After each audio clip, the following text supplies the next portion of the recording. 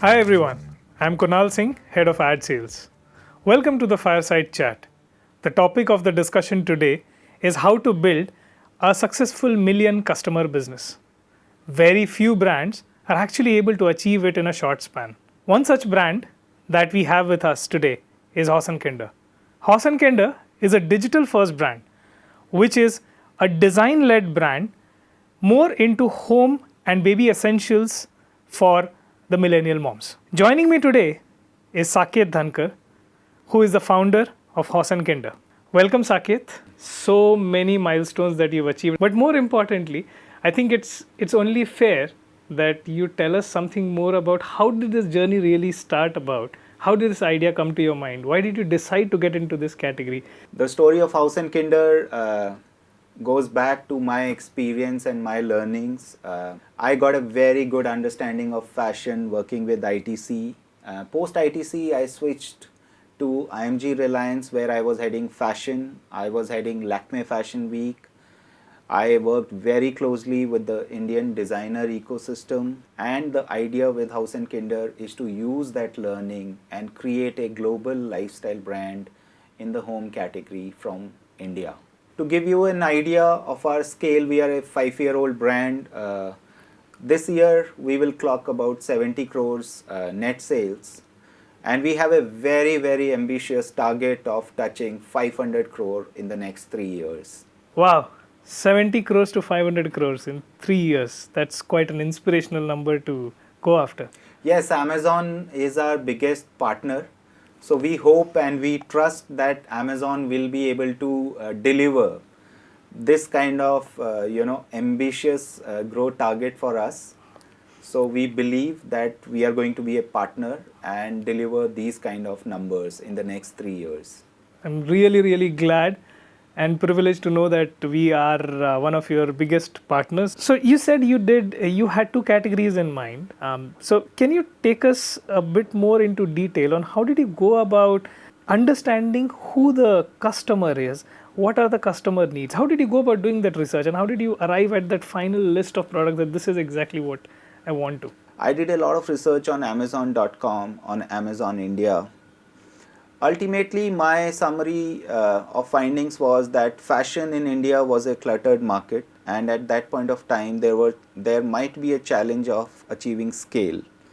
On the home side, I could see that there were very few brands. There were a lot of customer facing issues, and I realized that if I'm able to use my learnings of fashion category in home, I can create a brand which is much more meaningful for Indian customers. And therefore, I saw a big opportunity on the home side. And therefore, Haus&Kinder was designed to be a lifestyle brand from the home side.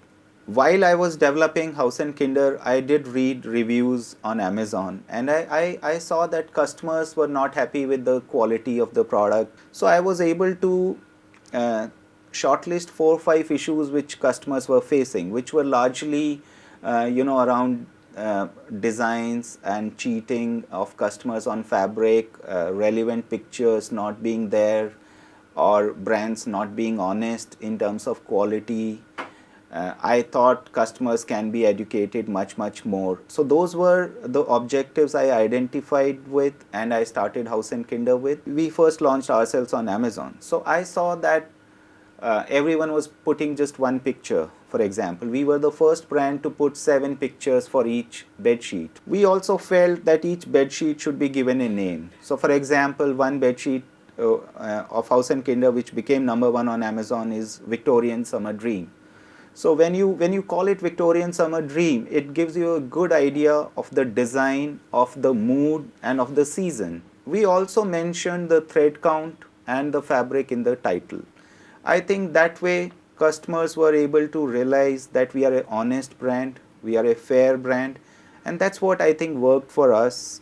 Customers valued that, and that is visible in our ratings and reviews on Amazon. Wow, that's quite a bit of research that goes into launching any new product. Going back to where we started off this conversation, which is very few brands are able to get to a stage where they have million customers customer base. How did you go about this entire acquiring of new customers, which is a day-on-day journey? It's great to have 1 million customers on Amazon with us. So, if I were to tell you about our customer acquisition strategies, I think we do a lot of data mining on our existing categories. What are the gaps where we are not able to address consumer demand? So right now, in my customer acquisition strategy, we are going deeper in bed sheets. We are moving to fitted bed sheets. We are moving to premium bed sheets, for example. We are moving to adjacent categories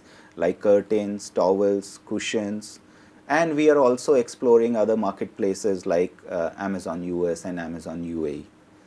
Having said that, to deliver this kind of customer acquisition, I believe two strategies are very critical. First is delivering great ads to customers.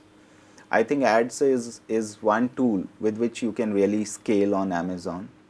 So we have really grown in terms of our ads footprint. We started with contextual search ads, and now, for example, we are using all the formats of ads possible. So ads is a great scaling tool that Amazon gives.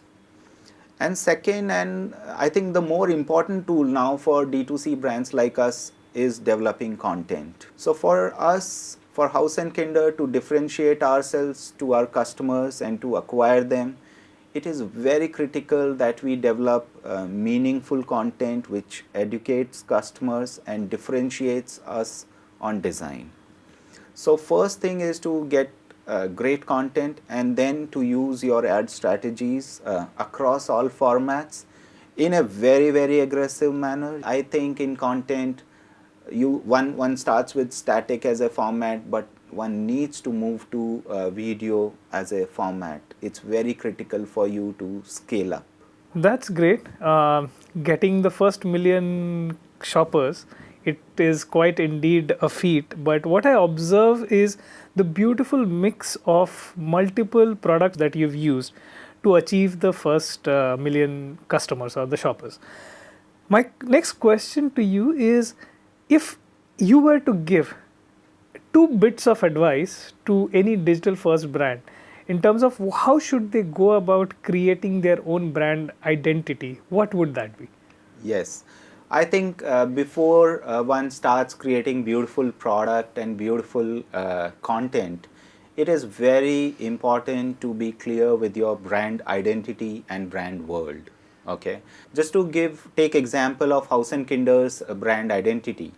For example, our positioning is mom's beautiful world. So we say to the mom, hey mom, it's your home, your baby, your celebration. Would you like to talk about an addition to your entire brand world? You just got on a celebrity. Can you talk a bit more about the celebrity? So once we had our mom's beautiful world and we defined our brand world, we were also looking for a celebrity to endorse and strengthen our relationship with the customer, because I believe a celebrity is a reason to believe for customers. And that's where I think Kalki fitted in very well. She seamlessly fits into our brand world, and therefore she has connected very well with the customers, and customers now recognize us as Kalki's brand. So I'm very happy with her performance for our brand. Congratulations. The way I see this is you started off with basic performance marketing on Amazon, moved to different platforms, moved between formats from a static to a video format, and then you also signed on a celebrity, right? Given a lot of things that are happening, what are the key metrics to track so that you at least know if you're headed in the right direction? What are the key metrics and measures that you indeed go tracking? I think I still believe that we are a small brand. On brand on Amazon, for example, I do track ranking of my branded keyword Haus and Kinder bedsheet, for example. Right now it's number 20th in the bedsheet category, and it's in terms of branded keywords, it's on number 2 after the Bombay dyeing keyword. So I'm very happy with our performance on Amazon. That's very good to hear, and I'm so happy that we have been able to have a small part in your grand journey. So thank you very much. Whenever I talk to you about Amazon or about your business, I constantly see that you are very, very passionate about Amazon ads. And what I also then figured out that you actually manage the entire part yourself. Given that you are so closely involved, then how in your entire journey, starting from 2018 onwards, how have these different ad products played a part in your entire growth journey? I believe that before you sit on the ad panel, what is very critical for you is to understand your gross margins, because they define how much aggressive you can be on advertising. I think four metrics play a very critical role, and those are 4 C's. If you need to understand those 4 C's before you start with Amazon ads. One is your CTR, which tells you about how impactful your creatives are. Your CPC, for example, a CPC I think is very critical. How cheap you are getting a click. If you are not getting a click, your ads will not work. And how cheap you are getting. So CPC is very critical for me. CPC defines your discipline. CVR is conversion, which is how powerful your offer is. Your ads will only work if your offer is powerful. So you need to track your conversions. And the last is CPM, like what is the rate or the market in which you are advertising. So if you understand these 4 metrics, I think Amazon ads would be much more easier for you. Post these 4 metrics, I think it is very critical to define tech costs and ACOS for your category. By tech costs, I mean your aggression. It depends on your gross margins. It depends on your what you want as a share of voice in that category. It depends on the competition intensity that exists in that category.